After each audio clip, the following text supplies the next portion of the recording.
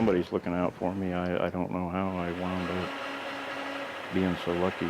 If you'd asked Tim Rutledge last week, do you believe in miracles? He might have laughed you off. But lying in a hospital bed, Tim's miracle story is nearly impossible to believe. It's a story that's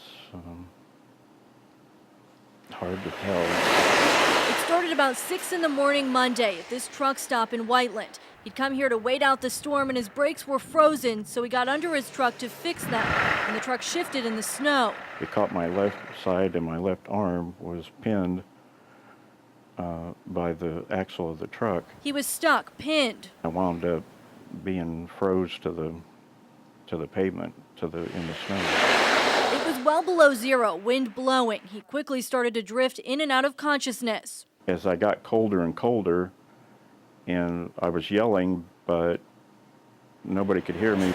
And that's where that miracle, or maybe something more, came in. Tim's phone was in his pocket. He was getting frantic calls from his wife. It kept vibrating and moving, eventually dropping to the ground. When it did finally come out, it came in front of me instead of behind me. Too cold to dial, he somehow got his voice function to work, got the phone to make one call. I remember saying, I said, whoever this is, whatever you do, don't hang up the phone. If they hung up the phone, it was going to be my last chance to talk to anybody. It was his supervisor who figured out where he was, called the truck stop. Employees called 911 and went out to try and find him. I said, I just can't hold on any longer, and that was the last thing I remember saying.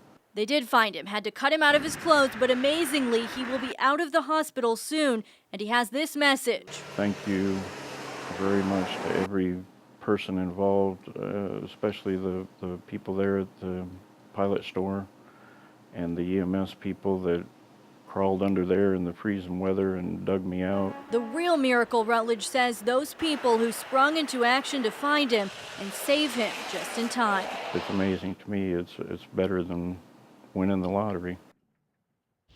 Wow. It is just an unbelievable story. He was there, they think, 6 to 8 hours underneath that truck in the freezing cold. I mean, we all know how cold it was Monday. And on top of all that, he's from Florida, so he's here in the hospital. Not used to it. All by himself. He also wanted to thank all the doctors and nurses, both at St. Francis and at Methodist.